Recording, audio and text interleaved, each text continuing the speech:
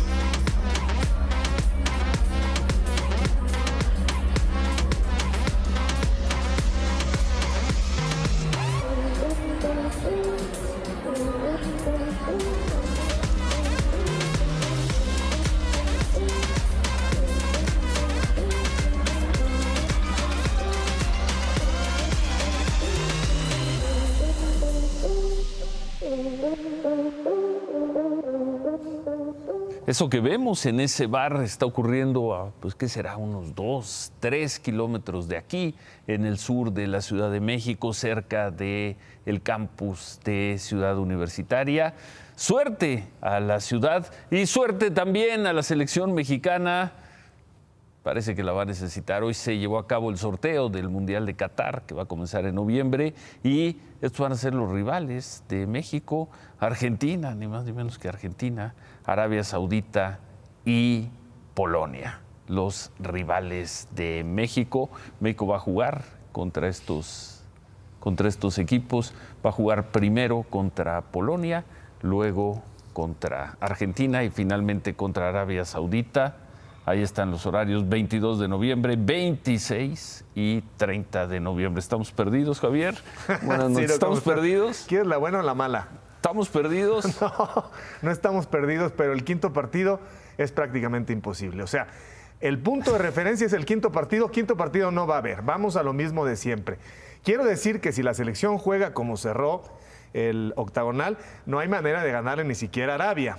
Asumiendo que habrá una mejora en el nivel de juego y en la dirección de campo, México puede clasificar por encima de Polonia. Es un duro rival Polonia, pero la selección mexicana tiene con qué.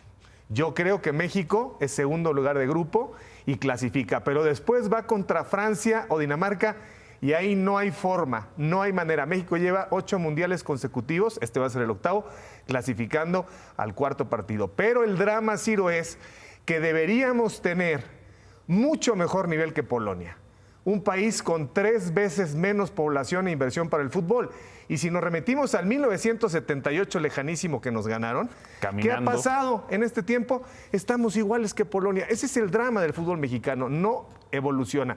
Voy con México para el cuarto partido, pero el quinto ¿Sí califica? No. Sí califica México. Te voy a dar los favoritos a continuación de todos los grupos. No fue peor, No fue peor este sorteo que otras veces. No. Si te hubiera tocado con Alemania y España, olvídalo. El grupo de Brasil con Suiza, con Serbia, con Camerún, con Marruecos, durísimo. Yo creo que no fue tan mala la suerte para México. Pero entonces sí califica México, Sí califica. Pero no habrá quinto partido. Quinto partido, olvídalo. Bueno, más de lo mismo. Más de lo mismo. En el mejor de los casos, más de lo mismo. Sí, y quieres escuchar cómo Emiliano Martínez, el portero de Argentina, el portero de la selección de Argentina, cómo recibió la noticia que van contra México. Por eso me gustaría más que nunca ganarle a Argentina. Vamos. Suiza. México.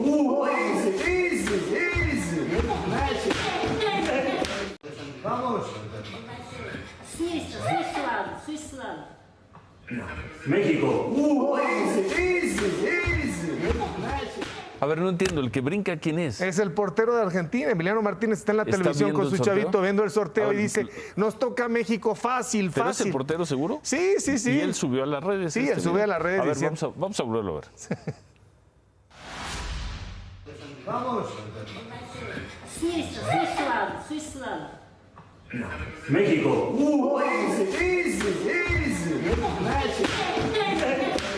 Vamos. Suiza. México. En Argentina dan por hecho que nos van a planchar. Pues sí. Pues en sí. Polonia tienen más respeto, la prensa reacciona con esto que te estoy diciendo, un tiro parejo. ¿A poco ya leíste la prensa polaca? Ya hay portales. Y bueno, los árabes, cuidado con pelucearlos, porque todo el mundo damos por hecho que Son están casi 3 puntos. locales. Son casi Van a locales, estar en pero su sí región. son de otra monta. Acuérdate que hay 4 grupos. Los aspirantes a campeones, ¿no? El primer bombo. Los segundos son simplemente participantes, los terceros son animosos y los cuartos son rellenos, ¿no? En esa categoría tienen Arabia Saudita. Bueno, entonces- el partido inaugural, Ciro, lo cambiaron. Estaba tan flojo el Qatar contra Ecuador que la FIFA dijo, para abrir el Mundial, Senegal contra Países Bajos. Y el juego de México contra Argentina estaba programado para las 7 de la mañana, tiempo de México, y cambia en sábado para la 1 de la tarde. Y otro estadio mucho más amplio, 80,000, porque México es el país con más demanda, después Argentina, Brasil, y luego los que quieras contar. Sí pasamos a la segunda ronda. No hay quinto partido. Y hasta ahí quedamos. Hasta ahí quedamos. Bueno, nos vemos al rato. Al rato todo el análisis de Javier sobre los grupos del Mundial. Nos vemos al rato, Javier.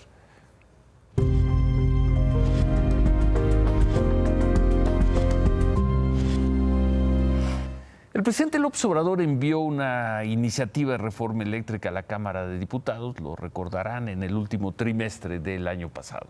Le dijo a sus diputados que quería que la aprobaran sin cambiarle, sin tocarle una coma. Vino un gran debate, los diputados de Morena promovieron entonces, lo llamaron un parlamento abierto, invitaron a más de 200 expertos, expositores, a hacer planteamientos. Luego, el líder de los diputados de Morena informó que, tras lo escuchado en ese parlamento, estaban dispuestos a hacer algunos cambios a la iniciativa o alteraciones o modificaciones o adaptaciones a la iniciativa del presidente López Obrador. Pero hoy, el presidente les dio línea clara, precisa, contundente. Ni una coma. Se queda como está, porque incluye lo que ellos tienen como preocupación, lo de la transición energética.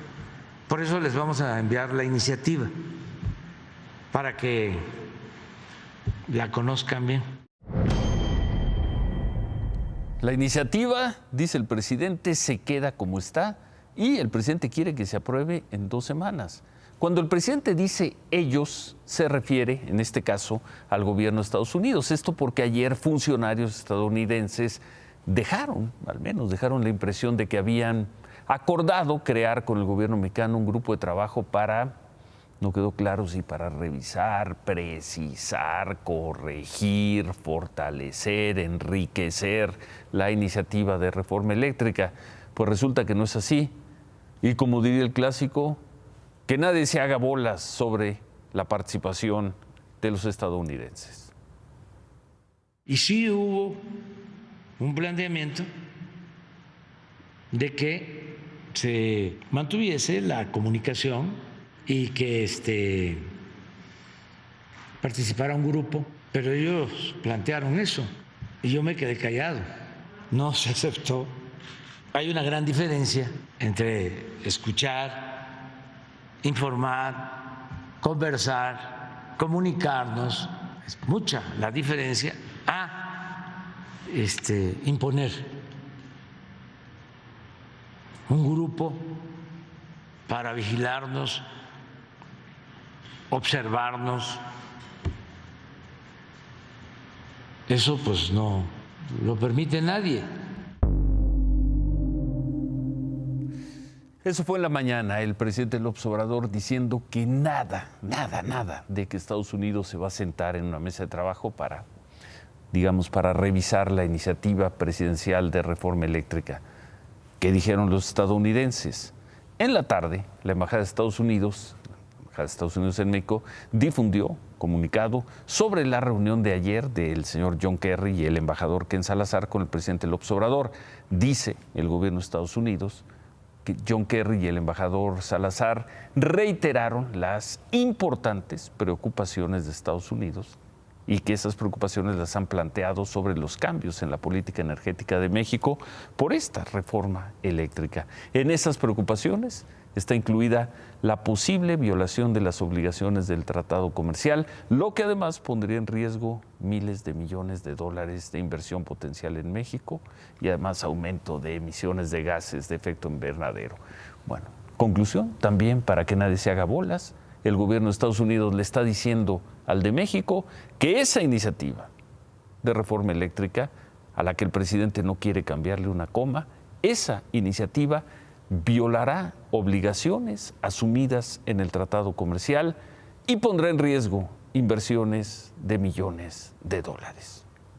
Que nadie se haga bolas. La semana pasada, por cierto, el coordinador, hace 2 semanas, no la pasada, el coordinador de los diputados de Morena, Ignacio Mier, nos habló de los cambios que su partido aceptaría hacerle al dictamen.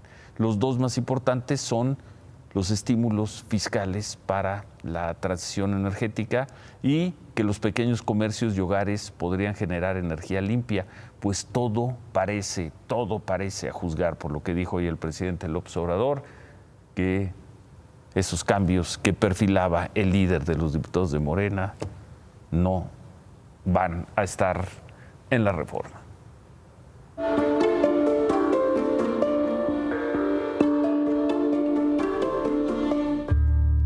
Llegó el día 1 de abril, este 1 de abril, hoy, vamos por partes. Primero, por segunda quincena consecutiva, todo el país está en verde, no hay ningún lugar que tenga ya restricciones de semáforo amarillo, menos naranja y mucho menos rojo. La Secretaría de Salud envió una propuesta de semáforo para las próximas 2 semanas, quizás sea una de las últimas, pero ahí está ya, el país completamente en verde. Las cifras, además, confirman que México está viviendo el momento más bajo desde que comenzó a medirse la pandemia, finales de marzo, principio de abril de hace 2 años, 2.500 contagios en las últimas 24 horas y además el número de muertos, pues ya en proporción a los contagios, al de contagios, es bajo. No deja de ser una nota que haya 111 mexicanos muertos por COVID. El total de mexicanos muertos en estos más de 2 años supera los 485,000. Pero ya no hay absolutamente nada que discutir o cuestionar sobre la caída en los contagios, qué bueno, y qué decir sobre la baja también notable, considerable, en el número de mexicanos muertos por COVID, qué bueno. Ese tendría que haber sido siempre el gran objetivo, evitar que mexicanos murieran por COVID. Las cosas hoy no tienen nada que ver con la situación que vivimos a principio de este año, por no hablar de los durísimos momentos del 2021 y del 2020. Por eso, a lo largo del país empiezan a darse noticias como esta. Vamos con la Ciudad de México. El gobierno de la Ciudad de México anunció que por los números de contagios, muertes y hospitalizaciones bajos de COVID, se acabaron las conferencias, por lo pronto se acabaron las conferencias semanales sobre el tema y además el gobierno de la Ciudad de México le dice adiós al cubrebocas obligatorio. El día de hoy pues ya es la última conferencia de COVID en particular, a menos que pues hubiera otra cosa, tocamos madera. En el día 765 de la pandemia, la Ciudad de México declaró el regreso a la normalidad y eliminó la última restricción que quedaba. 1. Se considera el uso voluntario de cubrebocas en espacios abiertos sin aglomeraciones y con sana distancia. O sea, ya puede dejarse de usar. A partir de hoy, los habitantes de la Ciudad de México podrán dejar de usar el cubrebocas en espacios abiertos en los que no haya aglomeraciones, aunque se seguirá recomendando su uso en espacios cerrados y en el transporte público. Cada establecimiento de la ciudad podrá decidir si exige su uso o no. Las autoridades recomiendan también mantener el uso de cubrebocas en adultos mayores, personas con un sistema inmune débil y pacientes sospechosos o confirmados de COVID, pero en ninguno de estos casos será obligatorio. En su última conferencia sobre COVID, el gobierno de la Ciudad de México anunció que por primera vez en más de 2 años, todos los indicadores de COVID se encuentran en el nivel de riesgo más bajo. Es sin duda el mejor momento que hemos tenido en términos de la propagación del virus en mínimos históricos desde el inicio de la pandemia, 2 años después. Y por eso, ahora la Ciudad de México vive en la normalidad. No hay restricciones ni de aforo ni de horario en ningún sector, ni siquiera en los bares, antros y discotecas. Todos los eventos públicos pueden realizarse libremente. Los alumnos ya no están obligados a tomar clases en línea, ni los empleados tienen que trabajar desde casa. Gracias a todos y a todas, y ya pueden quitarse el cubrebocas saliendo de...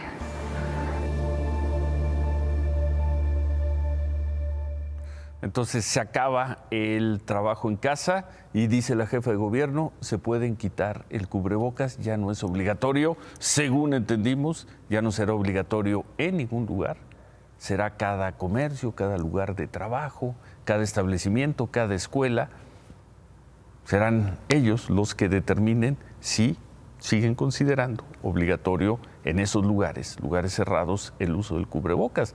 Vamos a ver si a partir de mañana ya vemos a los meseros sin las caretas con las que los vimos por más de 2 años.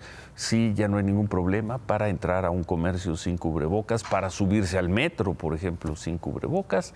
El gobierno de la Ciudad de México está ya levantando la bandera de fin de COVID, el banderazo de fin de COVID.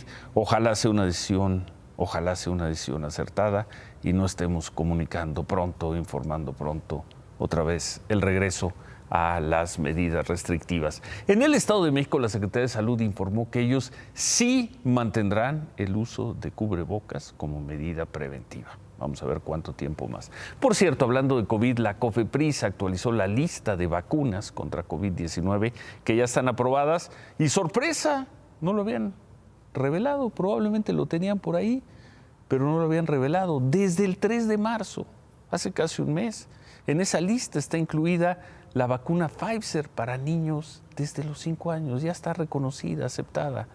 Dan una conferencia de prensa todos los martes y no quisieron decirlo ahí. La COFEPRIS no difundió esta información, no hizo comentarios al respecto, no lo promovió. En buena medida porque ya no hay vacunas, ya no habría vacunas para aplicarle a los niños de entre 5 y 12, 14 años. En la mañana el presidente López Obrador dijo que la información la van a dar el martes. Desde el 3 de marzo estaba aprobado. ¿Y quién se enteró? Suponemos que nadie.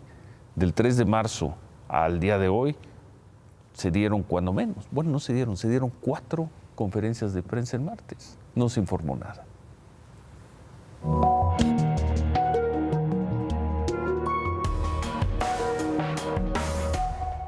Y este viernes 1 de abril, será recordado también porque un estado del país, es el primero y serán varios, un estado del país, Nayarit, canceló el INSABI para darle paso a un nuevo esquema de federalización de los servicios de salud. Es para darle paso al proyecto IMSS Bienestar. El INSABI falló, fracasó. El IMSS Bienestar viene al rescate. Desde hoy ofrece la atención médica de las clínicas y hospitales de primer y segundo nivel. Esto, por lo pronto, solo en Nayarit. El gobernador del estado, el doctor Miguel Ángel Navarro, y el director del Seguro Social, Zoé Robledo, anunciaron además la llegada de médicos residentes, 150, para incorporarse a las clínicas IMSS Bienestar del estado. Adiós, INSABI, bienvenido y suerte, mucha suerte al proyecto del IMSS Bienestar. Palabras del gobernador de Nayarit. El INSABI, yo creo que nunca alcanzó los estándares de calidad y de eficiencia que se querían, y ante esa situación hubo una demanda permanente de la población en la mejora de servicios, y yo creo que era mucho egoísmo de mi parte, mucha arrogancia, estar sosteniendo servicios de salud que no estaban otorgando a la población por diferentes motivos una eficiente atención. El gobernador Navarro habló también de la falta de medicamentos. Hay medicamentos, pero no de manera óptima. De hoy en adelante, yo creo que el Seguro Social tenía una experiencia muy probada a través de las subastas analizadas que tienen reversa, en la que compra de manera eficiente los medicamentos y tiene un eficiente servicio de distribución, que ahora en día el Ejército ha estado ayudando de manera extraordinaria, pero sin embargo, el Seguro Social tiene una experiencia que tenemos que aprovechar todos los mexicanos.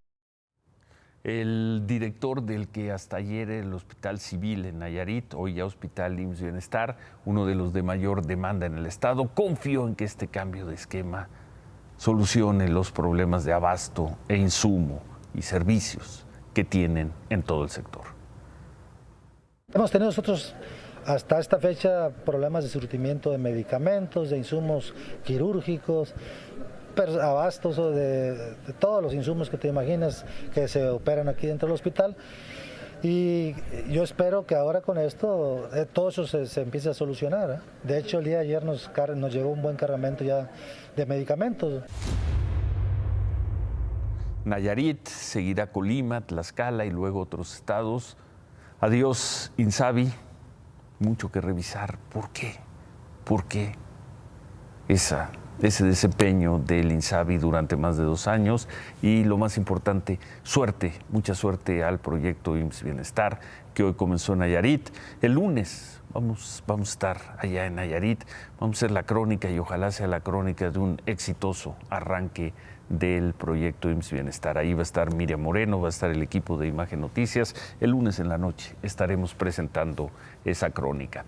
En otras cosas, hoy fueron detenidos 5 supuestos implicados en el asesinato de 20 personas el domingo en un palenque en Sinapecuaro, Michoacán. Los 5 detenidos, según se informó, formarían parte de un grupo criminal histórico, la familia michoacana. La detención se dio en un operativo en conjunto entre el Ejército, la Guardia Nacional, las autoridades de Michoacán. Esto fue en el municipio de Susupuato. A los detenidos se informó que se les aseguraron 7 armas largas, lanzagranadas, además del ataque de Sinapecuaro. Estos hombres podrían estar involucrados en el ataque a la Fiscalía de Marabatío. En fin, información dada a conocer hoy. Hoy en la mañana, por cierto, hablando de fiscalías, pudimos conversar con Ernestina Godoy, la fiscal de justicia de la Ciudad de México, sobre el caso de la señora Alejandra Cuevas, quien fue acusada de haber sido corresponsable o de haber tenido que ver con la muerte del hermano de Alejandro Gertz, y por lo cual estuvo casi 2 años en la cárcel. Salió el lunes. Le preguntamos a la fiscal si, como dice la familia y dicen algunas personas, recibió una presión directa por parte del fiscal general de la República o de Julio Scherer, ex consejero jurídico de la presidencia. Sabíamos que la respuesta sería un no. Lo que nos interesaba escuchar es cómo argumentaba ese no la fiscal Ernestina Godoy. Lo afirmo categóricamente. Jamás me buscó el doctor Gertz ni Julio Scherer para este tema. No hubo ninguna presión por parte de nadie. Ninguna. De nadie. No hay una actuación de nadie para decir, aquí hazlo de esta manera. Ni el fiscal sería capaz de pedirme una cosa así, ni yo estaría dispuesta a hacer un favor de esa manera, donde se pudiera llegar a torcer la ley, etcétera. Jamás me buscó ni me presionó el fiscal Alejandro Gertz. Palabra de la fiscal de justicia de la Ciudad de México, Ernestina Godoy. La hija de Rosario Robles, Mariana Moguel, informó en Twitter que pidió una vez más una audiencia con el fiscal Alejandro Gertz para hablar sobre el caso de su madre. Mariana escribió: acudí a la fiscalía para pedir una audiencia con Alejandro Gertz, a la que tengo derecho de acuerdo con el artículo 8 de la Constitución. Es la tercera solicitud que hago sin tener respuesta.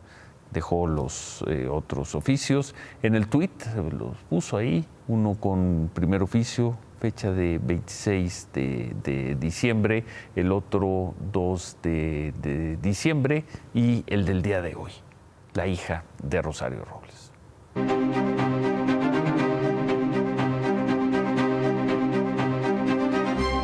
Y Y en estas imágenes que parecen repetirse cada tanto, cada 2 meses, cada 3, temprano salió una caravana migrante desde el centro de Tapachula, Chiapas.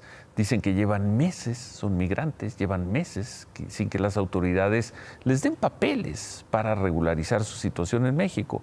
Pero en cuestión de horas, la caravana quedó prácticamente desarticulada. Cruz en mano, 600 migrantes cansados de esperar trámites migratorios trataron de salir de Tapachula, Chiapas, la ciudad cárcel.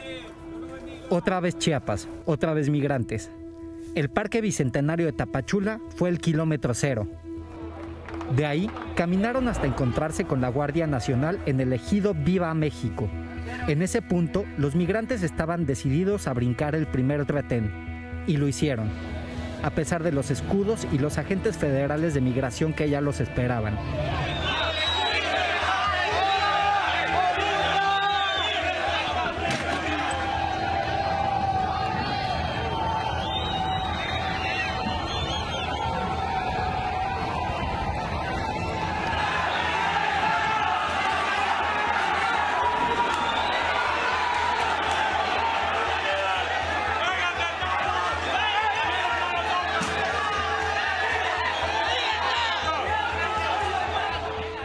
Pero su marcha, a la que llamaron Vía Crucis, se detuvo adelante.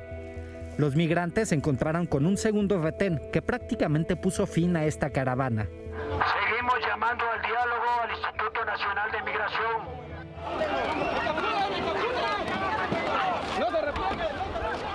La Guardia Nacional no dejó que venezolanos, nicaragüenses y hondureños avanzaran 1 kilómetro más. La mayoría fueron detenidos y subidos a autobuses en contra de su voluntad.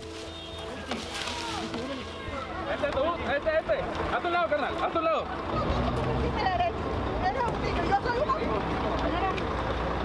Algunos que estaban heridos y resignados se dejaron ayudar.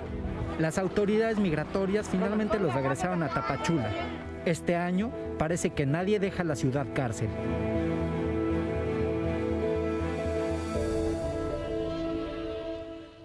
El Instituto Nacional de Migración no ha dado una postura oficial ni manejó una cifra de detenidos. Se cálculos hay de personas que estuvieron, de organizaciones, de periodistas, que unos 200 migrantes llegaron al ejido, donde iban al ejido Álvaro Obregón. Los demás fueron detenidos o se tuvieron que regresar a Tapachula. Por cierto, el gobierno de Estados Unidos anunció el fin de una política que les permitía legalmente expulsar de forma inmediata a los migrantes sin necesidad de que se diera un proceso legal de por medio, un proceso, una norma para que los echaran del país. Esta política, conocida como el Título 42, fue aplicada desde marzo de 2020 con el argumento de la pandemia. Dejará de funcionar a partir del 23 de mayo. El secretario de Seguridad Interior, Alejandro Mayorkas, insistió en que todos los que no puedan establecer una base legal para estar en Estados Unidos van a ser deportados. Durante el tiempo que se aplicó el Título 42, Estados Unidos detuvo, ¿qué cifras? A 2 millones, esto es más o menos son 2 años, 2.800.000 migrantes. De ellos, 60%, es decir, números cerrados, 1.700.000, fueron expulsados de forma inmediata. La mayoría enviados a México y otros a Centroamérica. Yo hago notar que el señor Luevano me está amenazando dentro del Pleno. ¡Juicio político a Gabriel Cuadri!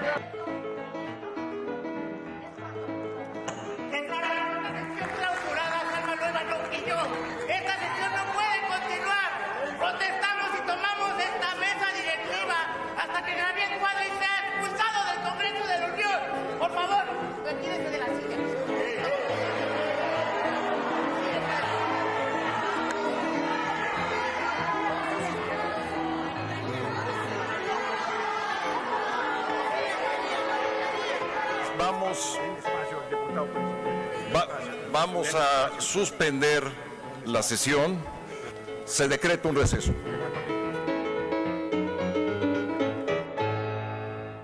Qué imágenes esas, las vimos anoche aquí, se dieron en la Cámara de Diputados, luego de que un diputado del PAN, Gabriel Cuadri, llamó señor a una diputada trans. Luego se dio un jaloneo, se dijeron de cosas, llegaron a la mesa, llegaron al presidium, ahí estaba encabezando Santiago Krill, tenía el micrófono, y la diputada trans, María Clemente, pues ya vimos lo que hizo. Hoy la diputada se disculpó, en Twitter aseguró que su comportamiento en el Pleno fue irrespetuoso y no fue correcto. Además, pidió disculpas a los ciudadanos por la escena que calificó como vergonzosa. Bueno, en respuesta, ¿qué dijo Santiago Krill? También en Twitter, leo textual, diputada María Clemente, equivocarse es condición de todas y todos. Pedir disculpas es una escasa virtud que valoro y aprecio. Veamos para adelante, démosle vuelta a la página.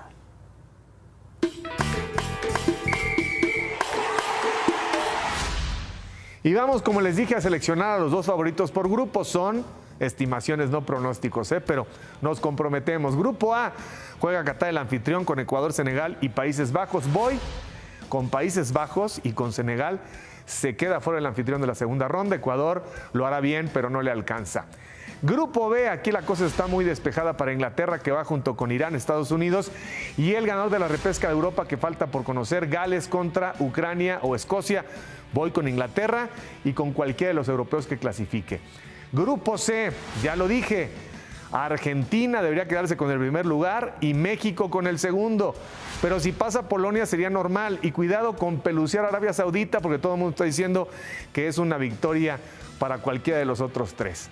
Grupo D, Francia contra Perú o los Emiratos Árabes Unidos, Australia, Dinamarca y Túnez. Voy con Francia, Dinamarca.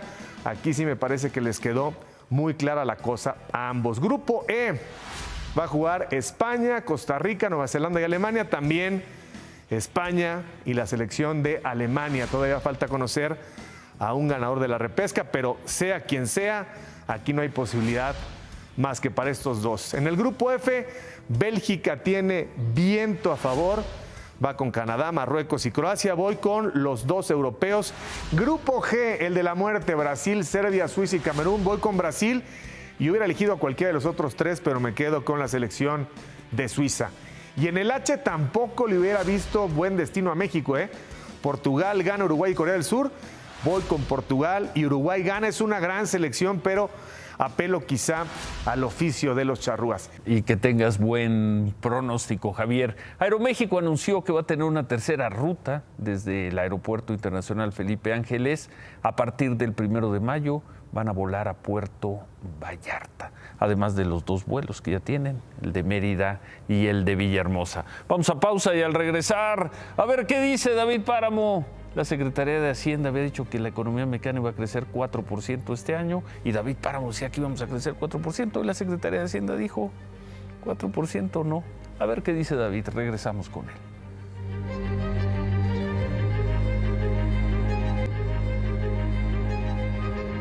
Como nos lo informó ayer aquí David Páramo, como nos los adelantó, hoy la Secretaría de Hacienda dio a conocer lo que llaman los precriterios económicos para lo que queda de este año y calculan que el crecimiento de la economía mexicana ya no será de 4%, sino que hoy, en abril, están calculando que será más bajo, 3.4%.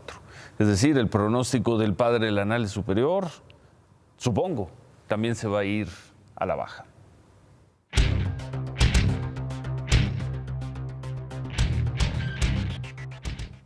Supongo. Supones bien.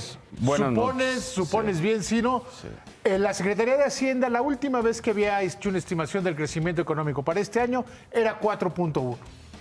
Hoy lo reducen a 3.4%, mientras que el mercado y los analistas hablan de 1.8% de promedio de crecimiento. Moody's 1.1.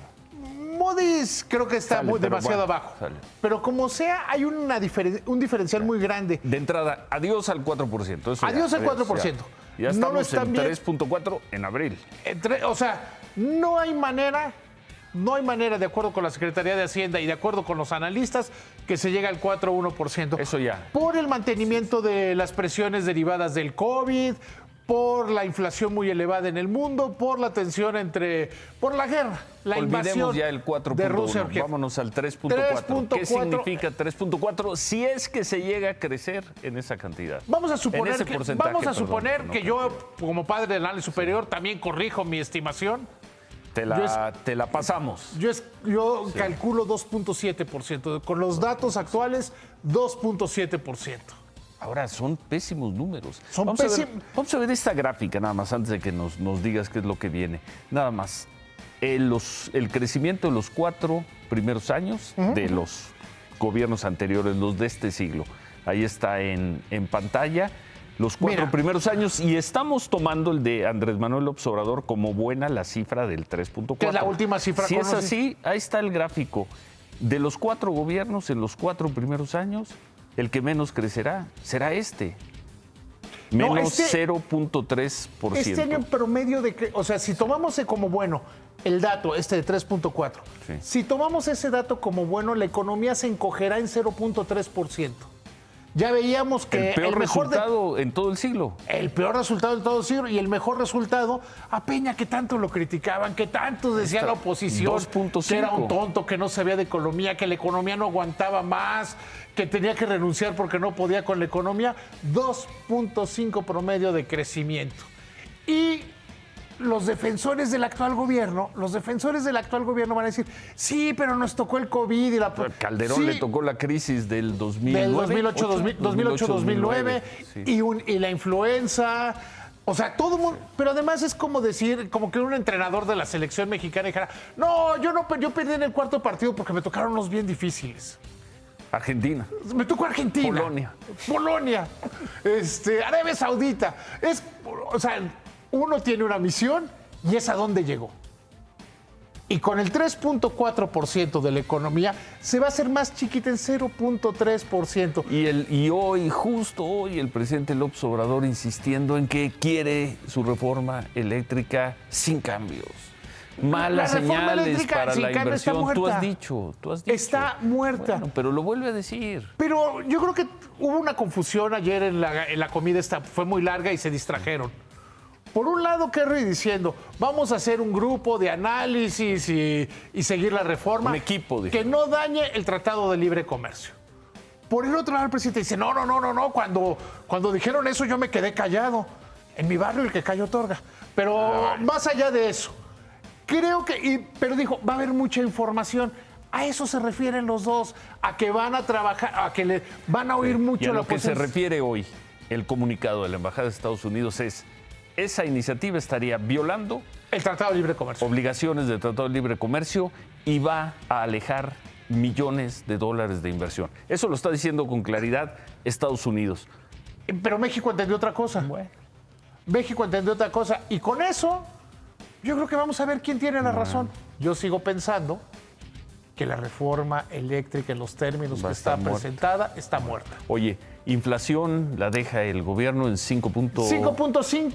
Más o menos como la tienen los analistas, 5.6%. Es probable que ahí en inflación acierte. Y en tipo de cambio más o menos tipo están parejos. 20.70, ¿no? Sí, que también yo creo que están demasiado contentos. Es que Snale siempre está feliz. Dale con Rocío. No, a ver, la estimación del precio del petróleo la hace la Secretaría de Energía. $92.9 por barril. O sea, $93 por barril. Ese no funciona. Bueno. ¿Todavía quieres rematar? No, ya no. Ya se acabó mi ciclo. ¿Cuál ciclo? Empezará otro lunes. Ah, bueno, despídete. El ciclo semanal, se acaba mi ciclo semanal, pero el lunes empezará otro. Y se acaba el programa de hoy. Se quedan con ¿Qué importa? Buen fin de semana. Gracias. Ánimo.